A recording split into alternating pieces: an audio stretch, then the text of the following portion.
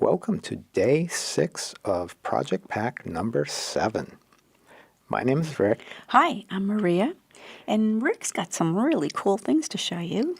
So we've introduced a new tangle called Hollis, and we're going to explore it together on a Zentangle tile with our new gray paper.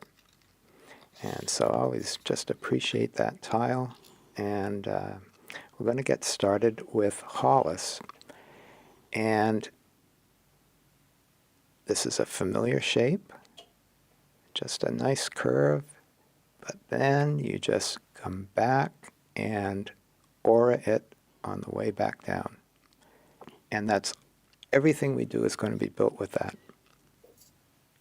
So there's a way that we assemble these pieces, and the next one will take off and go in the other direction,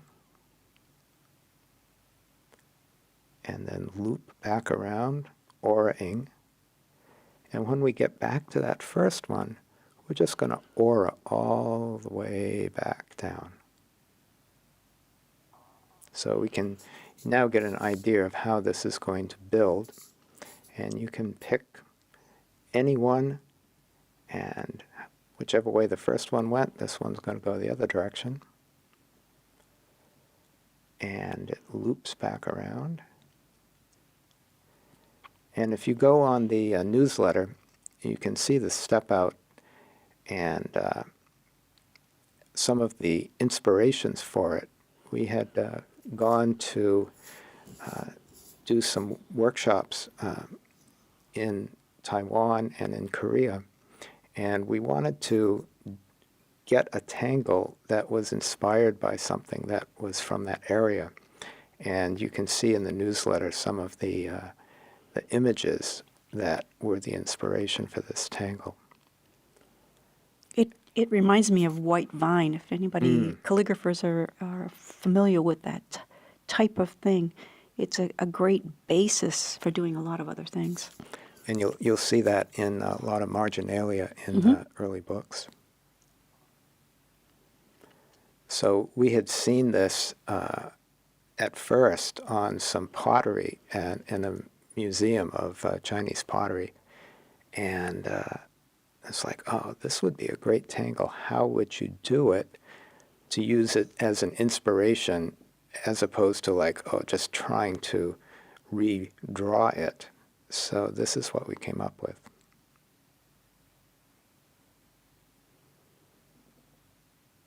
This is the micron, that dark blue-black Right. micron PN. Right.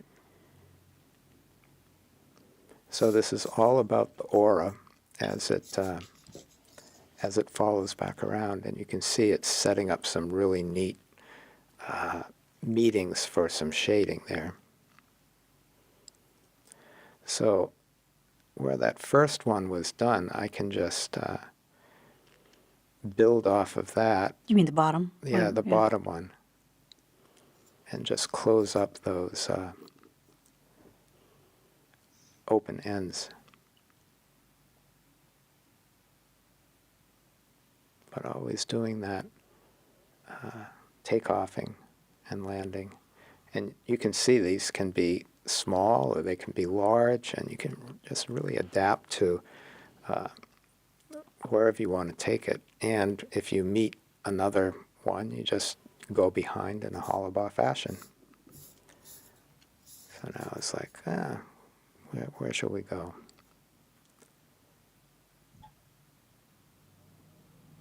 So this is one of those unplanned ones where you just, after doing one, sort of have a conversation with it, and well, where do we go from here?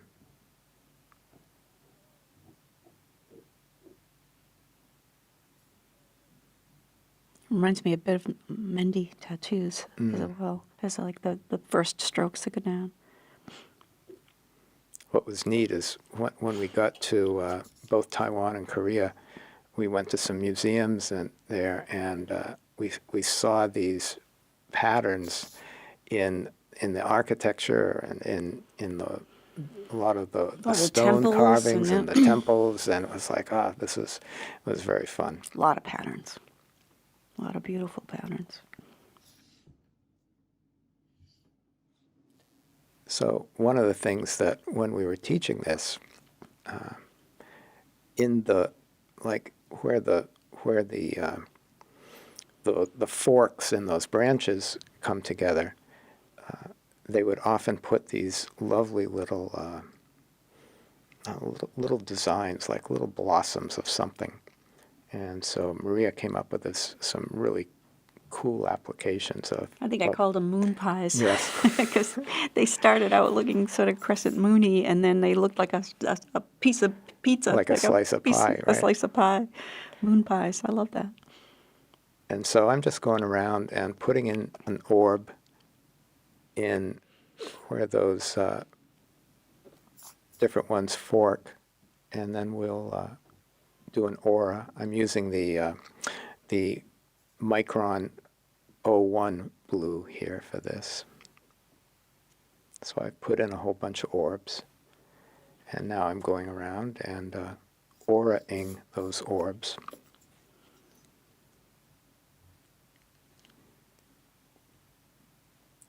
And, sometimes I'll do very, very different aura widths, but in this case I kept the auras, I didn't even think about it, but I just realized I kept the auras the same width as the Hollis stems or branches or whatever. Vines. Vines. Remind me of grapevines, the way they curl and everything. Or the wisteria on our porch. Mm. So here we're just putting in some perfs there.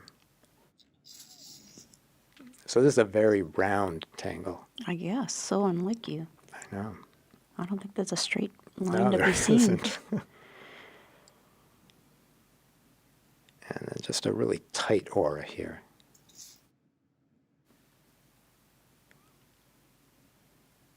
So I'm just going to put one more.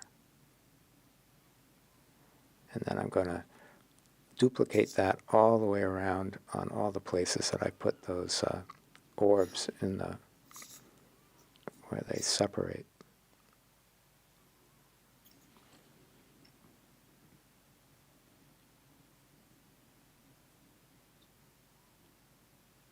You can see where they go behind there.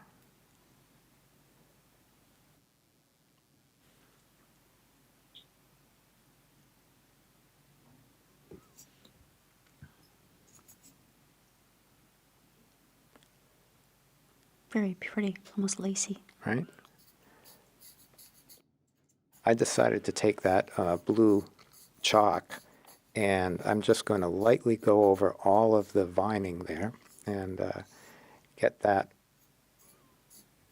just that lovely tint in and around the orb, which sort of sets it off a little bit.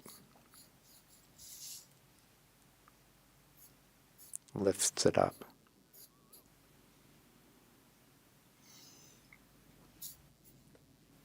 And now I'm going in with the jelly roll, and I'm going to make those orbs gold. Isn't that wonderful? I'm going to make that gold. Is it Midas? Right? With the Midas touch? The Midas touch, but very specific here, right? The whole thing doesn't turn gold. Right, right.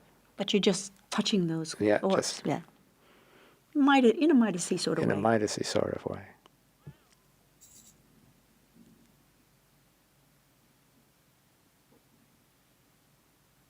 And there's something about this. Maybe it's because it's on this paper, or maybe it's on any paper, but it dries to this lovely texture that catches the light beautifully. So now I'm going to go in and just enhance those little perfs. I'm just going to put a little bit of white in each one. It shows up much more in real life than on the film. So we're taking advantage of the mid-tone of the gray to go in both directions here. So we're adding dark, we're adding light, and the cumulative effect of all of these with the white in them, you can really notice it once they're all done. Looks like a fancy brooch. So now I'm going back with the graphite pencil, and wherever there would be an over-under, that you could imagine one of those vinings going under the one next to it, just going to put down a little bit of graphite. And I'm sort of like, you can imagine putting down like a clump of it, because I know that we'll be coming back with the tortillon.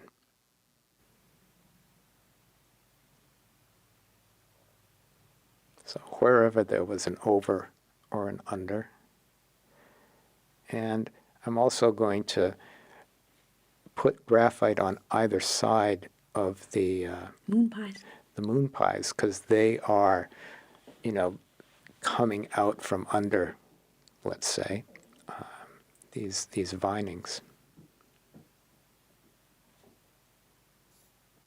So Hollis as an approach can be a tangle in itself, and it can also be a tangle that supports other elements in different parts of it. Tell them why you called it Hollis. Oh, right. I named it Hollis because that's the first name of Hollis Little Creek, who was my mentor for many years and friend, who taught me how to make flutes. He was from the Martin clan of the Anishinaabe in Minnesota, and so that's for whom this tangle is named.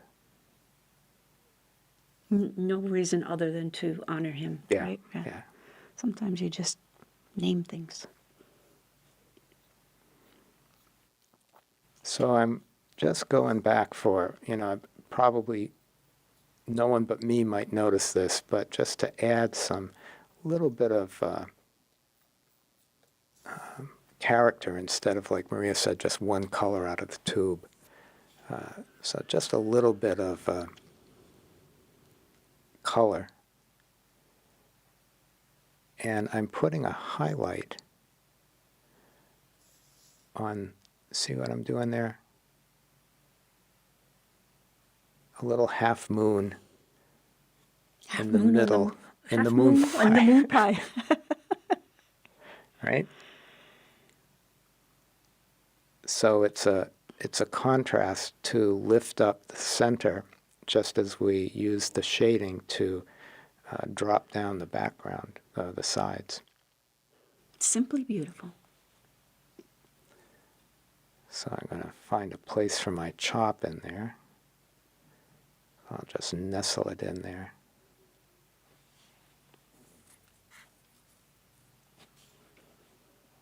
So I use the PN for the circle, and I'll use the 01 for the my initials. And there's Hollis. So do take a look at the on the mosaic. You can do a search even if you are not subscribed and see so much of what people do. So we'll see you tomorrow. See you later. Bye. Thank you. Bye.